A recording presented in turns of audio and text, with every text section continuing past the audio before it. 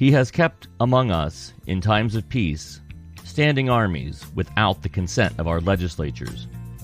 He has effected to render the military independent of and superior to the civil power. He has quartered large bodies of armed troops among us.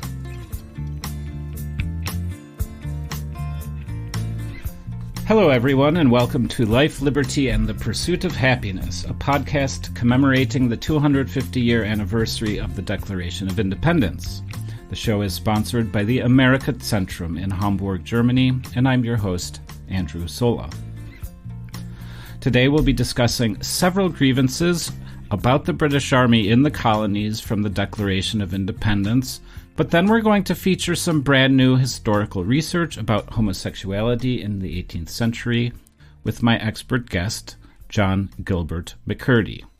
Welcome, John. Thank you. Thank you for having me. John is professor of history at Eastern Michigan University. His research expertise is in the fields of colonial and revolutionary America, gender, and LGBTQ plus history. He is the author of 3 books, including Quarters, The Accommodation of the British Army and the Coming of the American Revolution, published by Cornell University Press in 2019. And most recently, he published Vicious and Immoral, Homosexuality, the American Revolution, and the Trials of Robert Newburgh, published by Johns Hopkins in 2024. So, John, let's start with quartering and the problem that the colonies had with British troops on their soil. Here we saw the 3 grievances, which you touched upon from my list. That's Grievance 11, 12, and 14, the last of which was he has quartered large bodies of armed troops among us. Can you just give me a brief overview of the process of quartering and why it pissed off the colonists so much? Quartering is very important in the pre-modern world or in the early modern world. Soldiers are the most important weapon of war, which means they're people. You need to have a place for them to sleep, a place for them to take their meals. So anytime war happens, you need to have soldiers moving. For most of colonial American history, soldiers are not an issue because soldiers are colonial militiamen or provincial armies that are raised for only a short period of time. This changes with the 7 Years' War. In the 7 Years' War, Great Britain goes to war with France over control of North America and large other portions of the world. And to win this war, Great Britain sends tens of thousands of British soldiers, regular soldiers, to North America. And very quickly runs into problems with the colonists about, we want you to provide places for them to sleep, places for them to eat. And the colonists are not used to this. They are not used to having, in most parts of North America, this requirement. At the end of the 7 Years' War in 1763, the colonists hope all these soldiers are going to go away and these problems will disappear, but they do not. Great Britain decides to leave 15 regiments of troops in North America. That's about 7,500 men. Most of them go to Canada or out to the west or down in Florida, but a handful, about 3 regiments, will be stationed in the middle colonies in New York, Philadelphia, and New Jersey. And so it very quickly, the British government runs into conflict with the colonists over who's going to pay for these soldiers, and not their salaries, but their where they're going to live. So the Quartering Act is written by Parliament in 1765. The Quartering Act of 1765 says if the soldiers are in your place, you're responsible for providing a place for them to sleep. The Quartering Act is interesting because it does not say soldiers will go into private houses. In fact, the Quartering Act is very clear. Soldiers will go to barracks, or they will go to public houses, taverns, or they will go to some uninhabited building that is to be paid for and rented out. Everything's to be paid for. So sometimes the Quartering Act of 1765 is assumed to be that the Americans hate it because it's putting soldiers into people's homes. The Quartering Act does not do that. In fact, it explicitly prohibits that. And the British Army is very good about being faithful to that part of the act. Nonetheless, the soldiers remain in America. Again, about 3 regiments in the middle colonies. And over time, there's a concern about what should we do, or could the soldiers be doing more? For the first few years after the law is passed, the colonies are actually very complicit with the act. Many of the colonies will pay to build barracks, to provide food for soldiers, and other means. And the soldiers and the civilians mostly get along just fine. The problem comes in 1768 in Boston. leaders of the British government decide that it would be a good idea to send 4 regiments to Boston to crack some heads. The soldiers show up, and they don't initially crack heads. They're there for about a year and a half, and actually 2 of the regiments are sent home because they think things are fine. But in March 5th, 1770, that of course the soldiers will fire onto a crowd of civilians, killing 5 Americans, and we know this is the Boston Massacre. So after the Boston Massacre, there's a great deal of anxiety over the soldiers, even in places like Philadelphia and New York, where they had been part of the community and had not been controversial. Suddenly they become controversial. This increases in 1774 when even more troops are sent into Boston, and the commander-in-chief of the British Army, Thomas Gage, is made governor of New York. Or rather, governor of Massachusetts. Get my colonies right here. They make Gage governor of Massachusetts.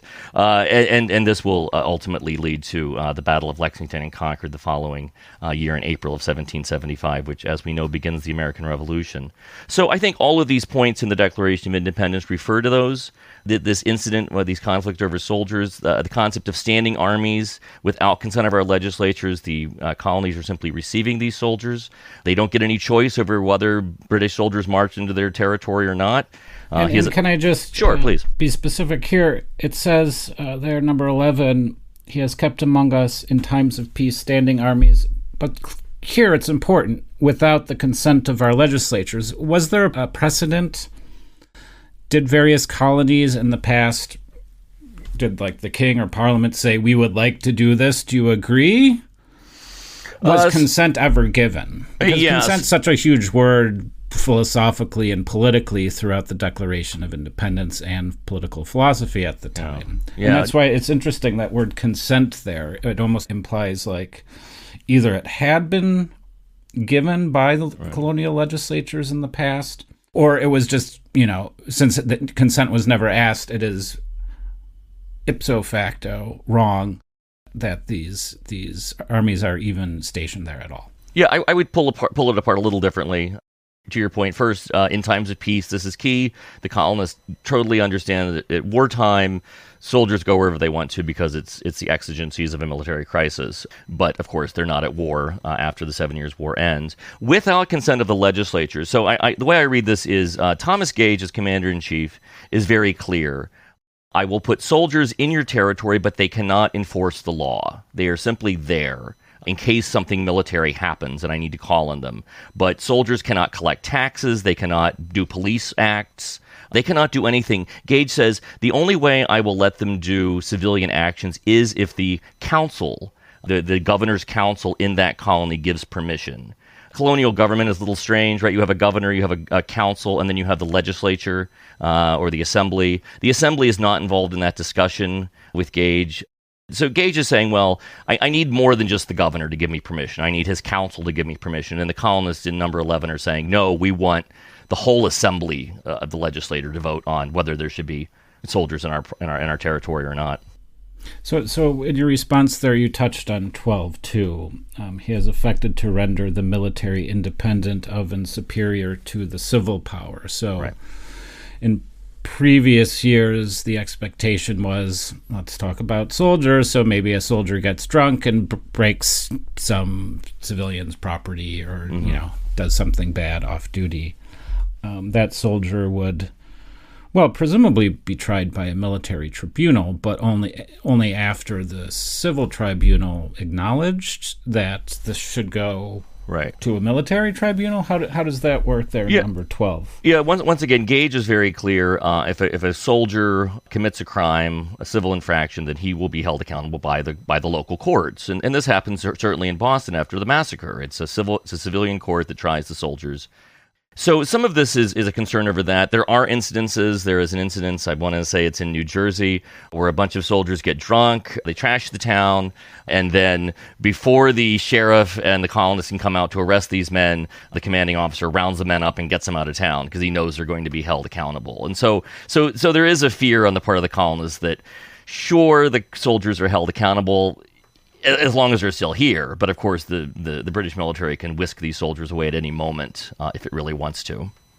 Okay, final question before we move on.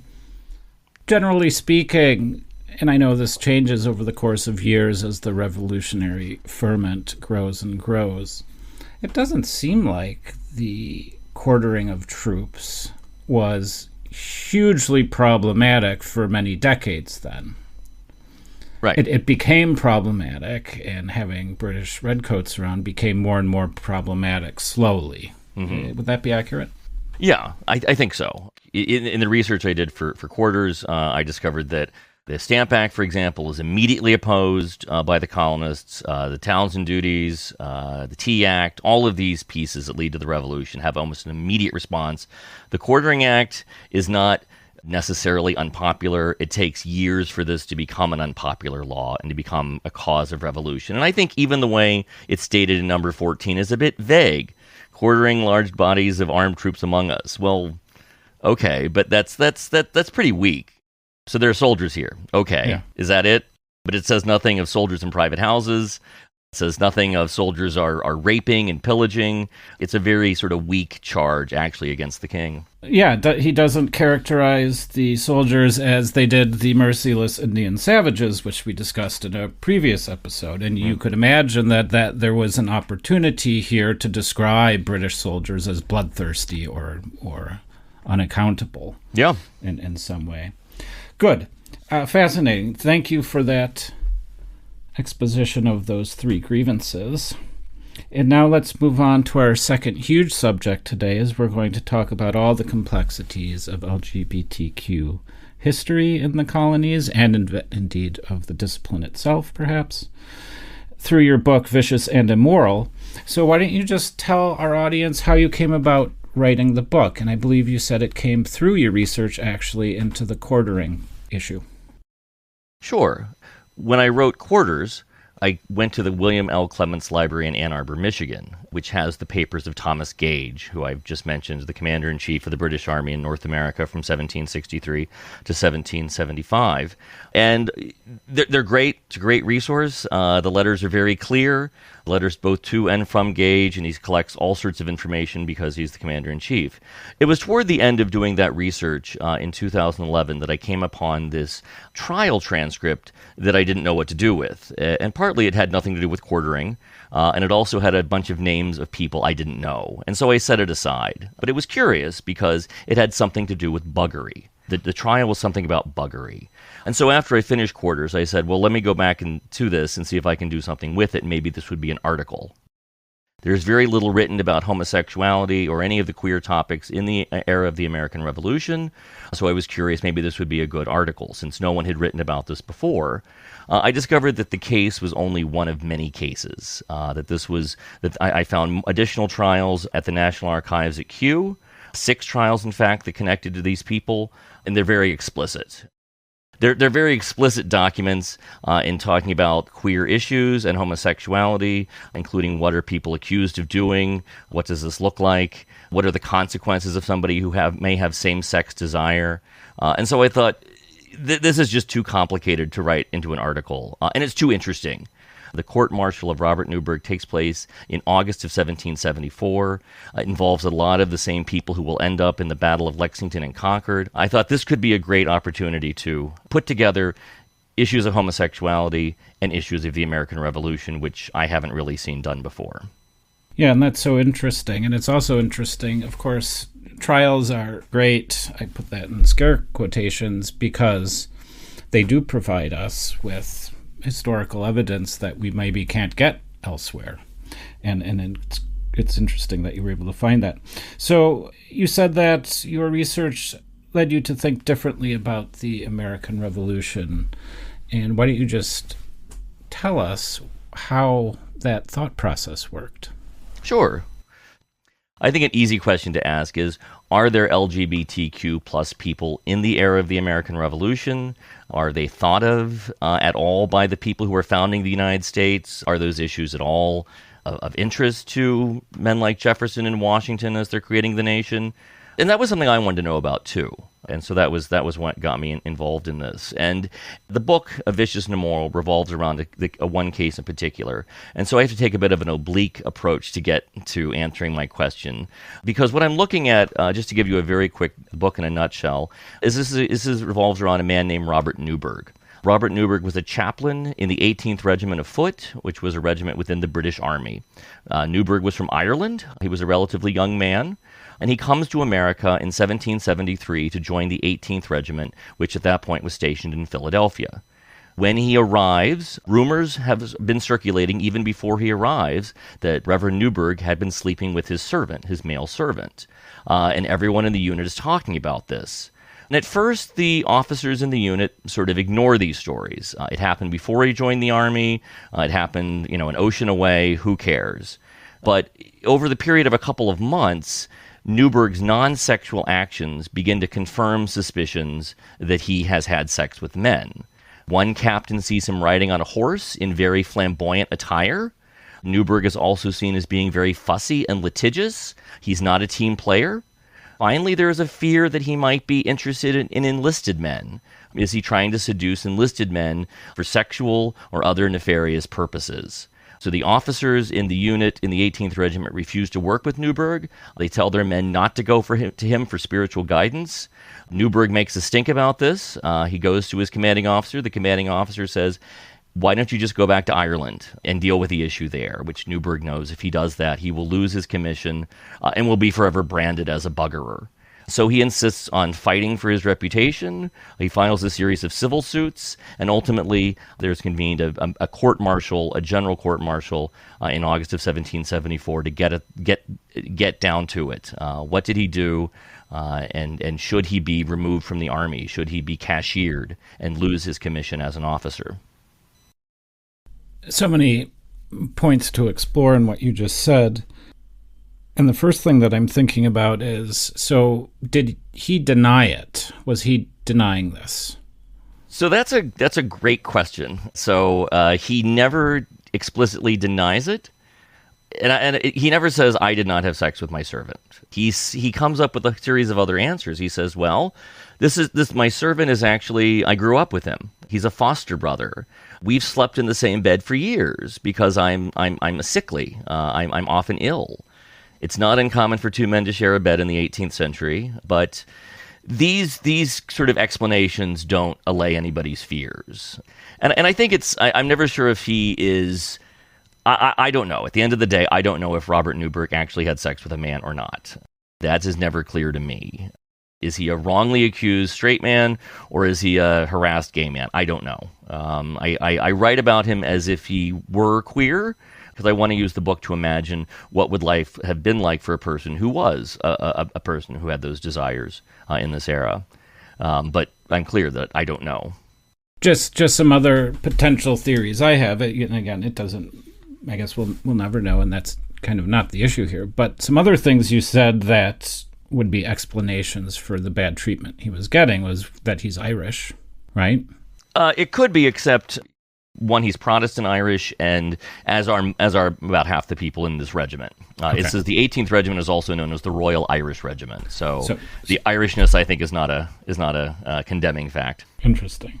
But come on, riding on a horse in a flamboyant way. I mean, surely every officer in the British cavalry was riding their horses flamboyantly.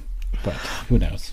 Well, and I think I think that's a key point. And so I think some of the suspicions about Newburgh is that he's a chaplain, right? He's a religious figure. He's an ordained clergyman in the Church of Ireland, which is the Irish branch of the Anglican Church.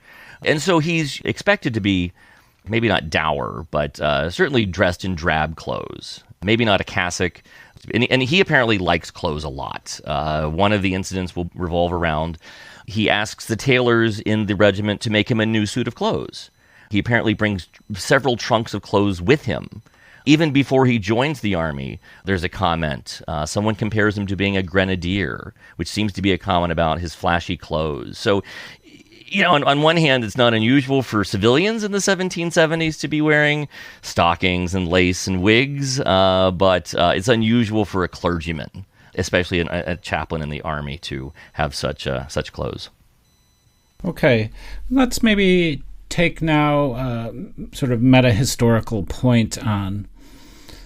Obviously, there are lots of subjects in history that are very difficult to study through direct evidence because the evidence has been wiped away. The people I'm talking about LGBTQ issues specifically now, it's hard to access history in that way, because if you're not allowed to write about it or talk about it, then of course this history is difficult to unearth.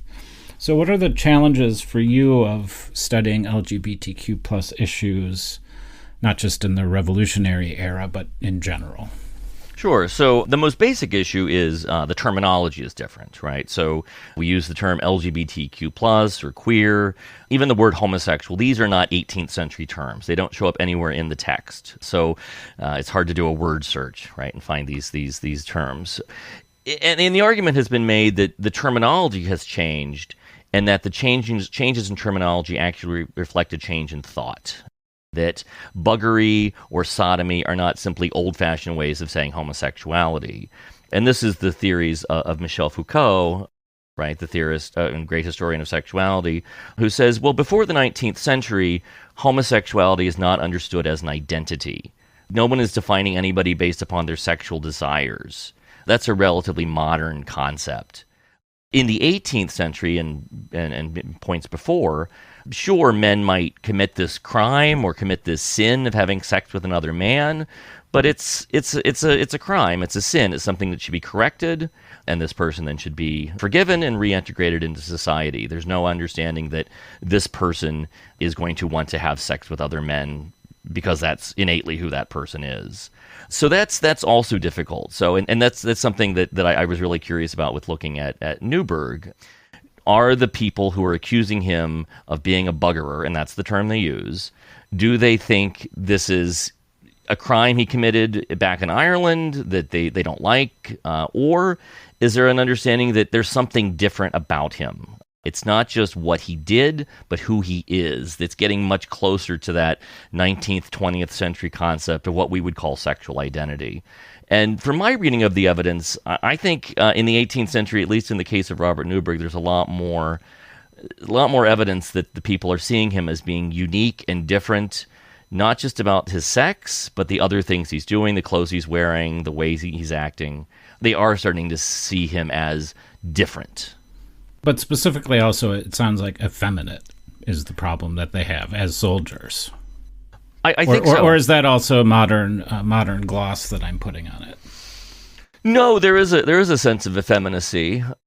Effeminacy would be, yeah, it's complicated, because on the one hand, I think effeminacy certainly in terms of appearance, but in terms of sexual practices, there's not an understanding that he's passive in sex. Even when there's accusations he's having sex with his servant, there's an expectation that he's the active partner in sex. There's nothing unmasculine about the sex he's having, actually. Just want to go a little bit deeper and maybe just explain to the audience then, since it's difficult to access primary history in this period about the LGBTQ community, I think we also have this problem with Native American history, in that since it wasn't written down, we tend to think, well, and to what extent is that real history, like, ours? I just don't understand maybe how we can sort of get through that. How would you explain that problem to a lay person? Sure. It's a problem, an evidentiary problem, and this has been a critique of scholars for years, that especially when we're dealing with sexuality, our best sources are these cases. Legal cases, some courts martial, but other mostly just civil cases, criminal cases, in which you're seeing only one side.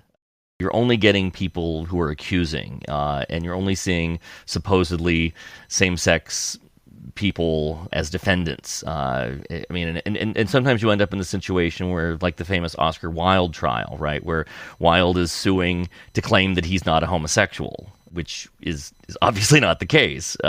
So there's something strange about the evidence, and we don't have.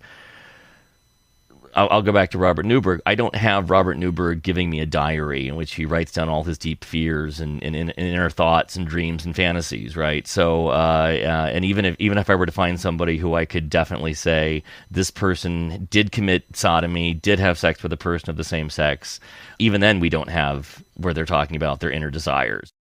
And I think the comparison to Native American history is correct. Many times when we write Native American history, we're using actually European sources who are looking at these people from the outside, who don't understand them, who are making assumptions that may or may not be true. I think a lot of that is probably true of the 18th century, and when we look at LGBTQ plus populations as well.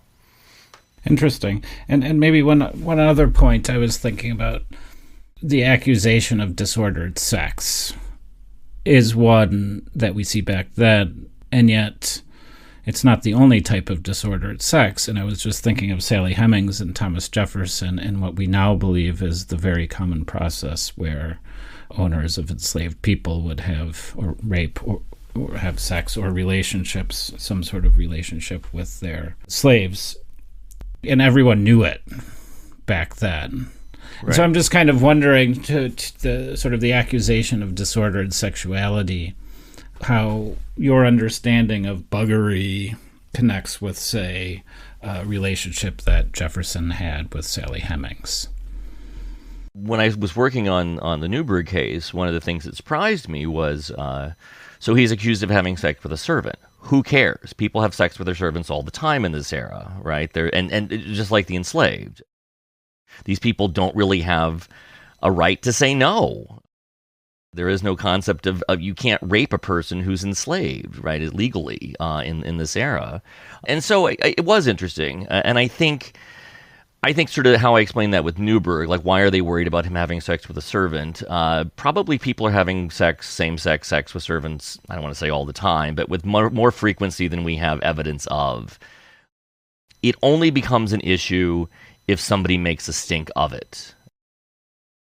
Again, I think with Newburgh had the story circulated around, everybody laughed about it, and he said, no, it's not true, and just done his job, probably nobody would have made much of an issue of it. But he's acting in a way that confirms suspicions, and two, he's so litigious about it. He refuses to say, I'm sorry, he refuses to go home. He becomes a problem. And so this elevates this, what might have been a personal peccadillo to a major incident that brings the relations of this regiment to a halt for a period of time. Maybe let's move on now to discuss the general state of homosexuality in colonial times, as you understand it from your research in Vicious and Immoral. And maybe you can start by explaining if there was a difference in how homosexuality was viewed, say, in old Europe versus the colonies. Maybe I'm just being a sort of romantic historically. I might imagine if I were, a 18th century punk rocker or gay person, I might want to, or hippie or whatever. Right. You might think of going to the colonies as a place where you could be more yourself.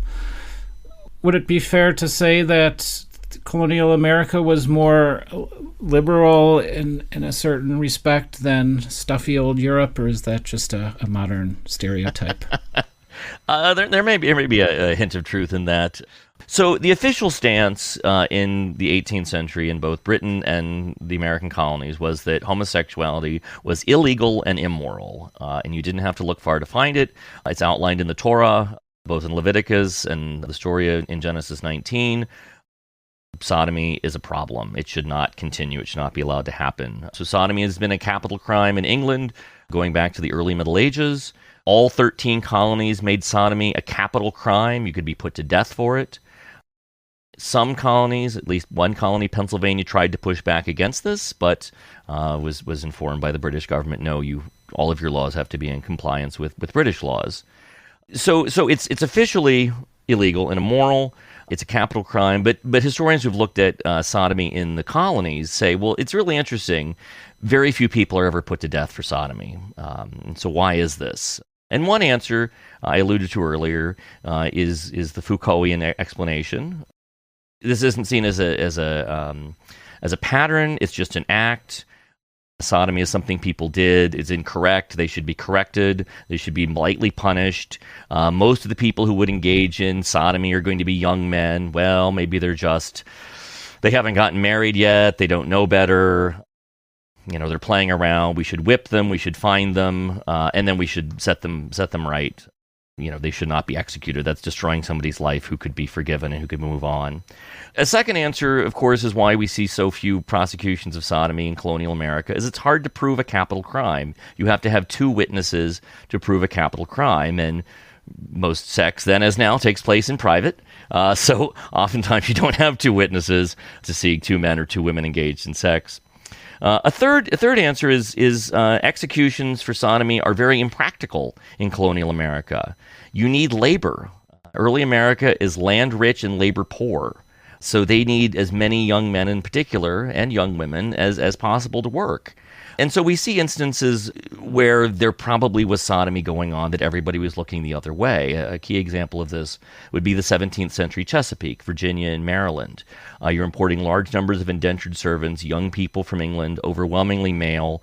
When these men get to the end of their servitude, if they're still alive, there's no woman for them to marry. There are just so many more men than there are women. Well, what do these men do? Well, some, we know, take up house together. Men will pool their resources, have a house, have a farm, and could just be two friends. Certainly, it could be a marriage of convenience, as it were. But we know at least some will leave. When one dies, will leave his estate to the other man. One man, Walter Gifford, leaves a record to his loving mate. So there's certainly affection there, whether there's sexual action or not. And we know the courts of Virginia are not interested in prosecuting sodomy in this era. Same thing with masters. So if a master is accused, or a large planter is accused of sodomy, do you want to kill that person? That's going to be a huge disruptive force. All those people who are depending upon that person are going to have to be reassigned. And this is a case that comes up that's been written about a man named Nicholas Senchen who lived in Connecticut. And he was repeatedly accused of propositioning his male servants. Certainly has sex with some of them. The courts are very reluctant to act. He's taken to court many times. This takes place over 20, 30 years of his life. And the court is so reluctant to act. They just don't want to do it. They eventually fine him, but they can't jail him. They can't execute him because it would leave a power vacuum. A fourth answer, finally, to why we see so few executions would be, well, maybe Foucault was wrong. The historian Richard Godbeer claims, who's written about Nicholas Senchen, the man in Connecticut, says, well, probably the people in his town kind of knew this is how he was, that he kind of liked young men. I mean, he kept doing it over a period of years. It wasn't a one-off thing. So there probably is some rudimentary notion of sexual identity, or at least desire, going on here.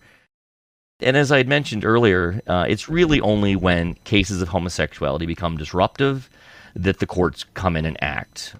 And so to give you one final example, there's the story of William Plain. John Winthrop writes about this in his journal.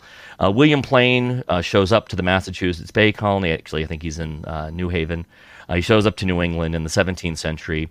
And reports follow him that he's had sex with men back in England. Once he gets to America, the story goes he's teaching young men how to masturbate. Apparently, they have to be taught how to do that in the 17th century.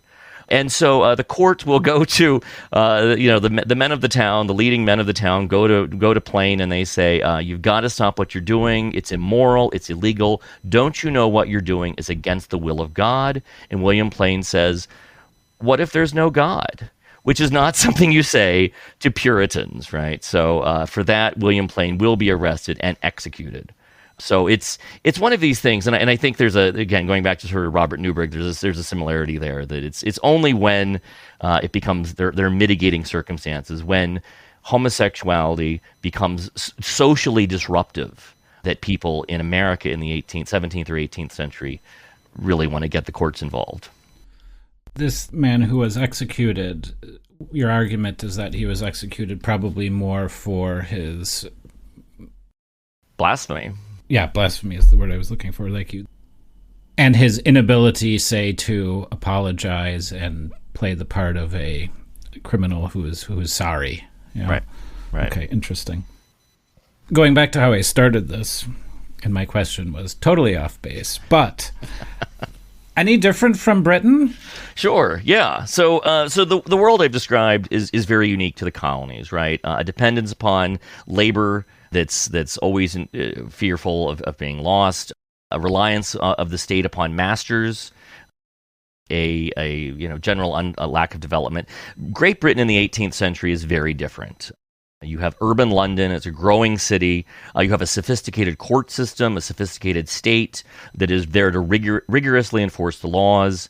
There's less reliance on masters to enforce the law and less concern for a lost population. In fact, Britain is, of course, expelling people all over the world. They think they have too many people, so they're sending them to the colonies, and eventually Australia. So that's one piece. Also in Great Britain, you have a really sophisticated print culture, which you don't really see in the colonies before the Revolution. And in this print culture, there's lots of prurient things being published, lots of stories of sex and intrigue. Homosexual scandals are very popular in the 18th century. There are multiple cases. One of the great ones, and this takes place right around the time of the Revolution, involves Captain Robert Jones, who's accused of having sex with a boy. He is taken to the Old Bailey, he is tried, he is convicted, and he is sentenced to die for his crime. Many people don't like that. So the case itself is covered heavily in the press and written about. And then when the sentence is given, that is also covered very heavily because a lot of people don't think that Robert Jones should be put to death. Partly because he's been convicted only on one person's testimony, the boy he's accused of having had sex with. And so they start filing petitions to the king, demanding that King George III give a pardon to this man. King George III ultimately does. He says, you do not have to die for this crime. This was improperly decided. This evokes a whole new rash of publications condemning the king for standing up for sodomites. So there's a lot of public discussion going on and a lot of knowledge going on in England because of the print culture that you don't quite see in the colonies. You also have a sophisticated gay culture, if we can call it that. In 18th century London, as early as the 1720s, there are evidence of things called molly houses, which, sort of seems like an 18th century gay bar. Men would dress up in elaborate attire, some dressing effeminately, some dressing as women. They would go to these to drink, to have sex. And we know about this because the Society for the Reformation of Manners finds out about these houses and goes to investigate and writes detailed reports of what they see going on. The people who are involved in the molly houses are arrested. Some are executed. So we know there are places where men can go to meet other men interested in having sex with men that you don't really have in America. So it would be wrong to characterize the colonies as being more welcoming. And I'm just thinking about this. And again, this is my modern historical perspective looking back, thinking of places like San Francisco or New York or the Midwest, Chicago, just places that draw people who feel like they're different, historically speaking. You certainly have that, right? Many of the colonies are made up of people who, at least religiously, don't fit in, right? You have Catholics in Maryland and Quakers in Pennsylvania and on and on and on. I'm not sure I've ever seen an incident where there's someone who's running away because they're accused of homosexuality. But there's such a permeability of life in America. A number of, going back to sort of the British Army, a number of men who joined the British Army come as soldiers. Why do you want to be a soldier and go to America? Well, because you can abandon your unit and go become a farmer. And they're probably not going to come after you. There is a freedom that's understood as coming with America in both its negative and positive connotations. And going specifically back to Newburgh, did he not want to return to Ireland because he thought he would be equally discriminated against or harassed in some way there? Do we know that from the trial? Yeah, that's harder to answer because he says initially he wanted to explore, he wanted to go to America, he wanted to see what the world was like, he wanted to get out of Dublin. But when he's accused of having had sex with a servant, it comes out that people have been gossiping about him for years in Ireland, at least for 3 years. This story has been passed around in Ireland. And so I think there's a fear of going home is going to be going back to face up to your accusers and being subject to gossip. At the end of he will eventually retire, and from what I can deduce, lives out the rest of his life in Ireland and lives to the ripe old age of, he makes it into his 80s. So he has a long life. Okay, so we've learned a lot about the differences between the understanding of homosexuality or buggery in the colonies versus Britain. And maybe we can just turn to another topic within our understanding of gender historically, which is simply the concept of manhood or masculinity in colonial times. I'm thinking about the episode we did on Jefferson, and of course there were certain characteristics that Jefferson admired about his father. He was an explorer and a builder and a creator of things, and we think of all these manly and masculine attributes. So how do you, as a historian and a historian of gender, think about manhood and masculinity in the colonial era? Sure. I mean, I think basic to colonial and revolutionary era notions of manhood were a man was a person who had a family to provide for, which meant he then both had a family and had a source of income, either through land or through labor. And those they're not quite sine qua non, because I do find instances of people who do not have families who can attain manhood. So this is always, my first book was actually on bachelors in colonial America. And one of the things I was interested in was to find that I found a number of high-standing men who weren't married. To go to the point of the Declaration of Independence, 3 men who signed the Declaration are not married when they signed the Declaration. Joseph Hughes from North Carolina, Caesar Rodney from Delaware, and Elbridge Gerry. From Massachusetts. Gerry will later marry about a decade after the Declaration. So just being unmarried, just not having a family, wasn't necessarily a bar to political rights. Masculinity, I think, is also about sexuality.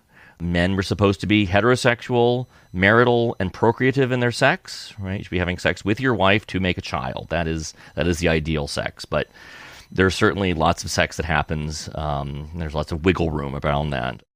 You know, there's a theory that in the early 18th century, a man could have sex with a woman or with a boy, and that there really wasn't a difference.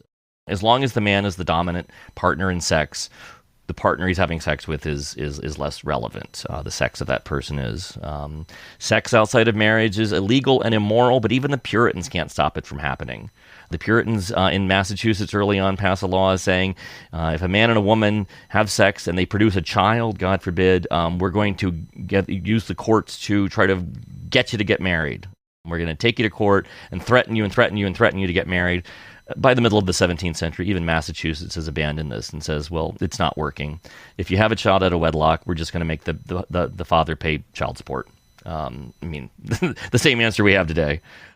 And then finally, with masculinity, I think on one hand, we look back at the 18th century and the era of the American Revolution, and we say, well, these guys seem kind of effeminate to me, right? The ruffles, the wigs, the stockings. I think of the character of Isaac Higgintooth in the sitcom Ghosts, right? He's supposed to be a revolutionary captain, and the whole joke is he's so effeminate. And I mean, he's supposed to be a homosexual, actually. In that era, though, even those men who would have been wearing all these ruffles and wigs and lace, they don't see themselves as effeminate. They are more concerned about even more effeminate men. There is the idea of the macaroni, which is very popular in the early 1770s. This is a man who's incredibly effeminate and foppish. He's a dandy. He wears ridiculous wigs, really colorful clothes. He has no masculinity. Robert Newburgh is accused of being a macaroni at one point in his trial. It also sounds anti-Italian. It is. This is an influence from the continent that's destroying good English morals. So yeah, interesting. Going back to the sexuality thing and who one can have sex with. Again, I'm thinking of Sally Hemings, and obviously everyone seemed to know that Jefferson had multiple children with Hemings, and I think historians would confirm that now, but it certainly didn't prevent him from becoming president and doing all that other stuff. So right. It's just interesting. All right, well, let's move into our last couple of points. Speaking of Jefferson, he wrote the famous lines, "All men are created equal." So what I'm thinking about now is, to what extent at all is he thinking about all men being created equal, including, say, gay men? In previous episodes, we've kind of understood that that passage was meant to establish maybe the basic natural rights people have, but none of their civil rights. So I'm just wondering, to what extent is Jefferson, as he's writing all men are created equal, is thinking of people like buggers, I suppose. Right. And to what extent I guess being a bugger is a natural right in one's pursuit of happiness, or is that some sort of civil issue that then can be legislated in the Constitution or afterwards? So basically, what's Jefferson thinking about buggery? Sure. No, I think to sort of get at this, there's sort of like two questions. So one is, do the people like Jefferson, when they're writing the Declaration of Independence, do they know that there are queer people around? And I think the answer is pretty clear they do. Whether they understand it as an identity or an act, they know that's something there. So it's or not a like macaroni. They're macaroni, exactly. They would not be surprised if you told them two men were having sex. They may not like it, but they wouldn't be surprised that it was around. But so then that raises the question of then, if they know these people exist in this era, are they thinking about them? Is Jefferson thinking about them when he's writing? And I think the short answer is no, but I think it's more complicated if we dig into it a little bit. First, and this is, I really took this from the book, that the colonists are not terribly interested in gay panic or moral panics in the 1760s and 1770s, partly because they're so focused on the tyranny of Parliament and the tyranny of the king. So in the 1760s, 1770s, again, the British are having a full meltdown, moral panic over there are all these men having sex with men. What are we going to do about it? It's destroying the nation. Americans aren't repeating that in their newspapers. So I think that's sort of one point that, of course, Jefferson's not going to worry about this because he's more interested in the king. A second is the idea that if we understand the Declaration of Independence and its promises, it really flows from the ideas of the Enlightenment, which places a priority on the individual, and it's skeptical of religion, especially using religion to write laws and to police people's morals. The historian Charles Upchurch has made the argument that in the Enlightenment, we can see tacitly a place for LGBTQ plus populations, that prioritizing the individual and de-emphasizing the role of religion in the state all creates a place where you're going to be able to see gay rights eventually emerge. Whether it's not fully developed, certainly in the 18th century, but it's part and parcel of the Enlightenment that we know gives rise to the Declaration. Third, I would say Jefferson is probably not thinking about sodomy and buggers when he's writing the Declaration of Independence, but I think he full well understands that what the consequences might be and how this is going to affect the world. So when we look at the revolution, especially the Declaration of Independence, we say, okay, there's no provision made for women, there's no provision made for African Americans, but we also know that the ideas of the Declaration of Independence very quickly give rise to an anti-slavery movement, give rise to early pushes towards feminism. I think something similar happens with LGBTQ plus rights. And I say this for a couple of reasons. One, in 1779, so only 3 years after he writes the Declaration of Independence, Thomas Jefferson presents a revised legal code to Virginia and says we need to get rid of our old colonial laws and write a new set of laws that fits to our new nation. In this set of laws includes the recommendation that sodomy no longer be a capital crime. Instead, Jefferson thinks that a man should just be castrated for sodomy, but there is a push away. There is an understanding that this declaration has created a new world that's going to have more freedoms in it. Jefferson's ideas for a new law in Virginia don't get enacted, but the next year in 1780, Pennsylvania will write a new law for sodomy and remove capital punishment as a punishment for sodomy. And both of these ideas come from this idea that the government should be limited. That the government shouldn't be patrolling individuals in their personal lives. And so even though the Declaration of Independence isn't written to prioritize the rights of buggerers and sodomites, I think inherently within the logic, you have to see there's a place for LGBTQ plus rights. Okay, great. So now as we come to an end, I'd just like you to think about who you are as a gay American scholar, studying this period, the birth of our country, 250 years ago. What do you think as you are reading the Declaration of Independence, now as a person, not as a professional historian, 250 years later? I remain very hopeful of the revolution, and I'm very hopeful of the promises of the Declaration of Independence, especially that idea that all people are created equal. At the time, this means no kings and no aristocracy, but I also know that many people since 1776 have read this document and understood it to mean there should not be slavery, women should have equal rights. even if that's not what's written in the document itself, that is inherent logic within it, which gives me a lot of hope. There's also a concept within the Declaration that the government should be limited. The government should not be in the business of policing morals, and it should not privilege certain groups over others. That there's a basic equality. Finally, to go back to vicious and immoral, at the end of his case, Robert Newberg, who serves as his own attorney in the case through his court-martial, gives a closing argument in which he gives an impassioned plea for equal rights. He claimed that it should not matter what he wore or what people said about him. So what if he dressed like a macaroni? So what if people were gossiping about him? He never claimed that he had the right to have sex with a man, nor did he ever admit that he did. But he said if he was good at his job, that the rest shouldn't matter. In many ways, he's arguing the personal is not political. For me, this is the real meaning of the revolution for LGBTQ plus people, that concerns about whether they're moral or immoral are not going to be any longer the concern of the government, that people are going to be free to live their lives in private without government oversight. And so I think inherently then within the revolution there is a place for LGBTQ plus people. Thank you. Thank you for having me. Life, liberty, the pursuit of happiness. Life, liberty, and the pursuit of happiness. Life, liberty, and the pursuit of happiness. Life, liberty, and the pursuit of happiness.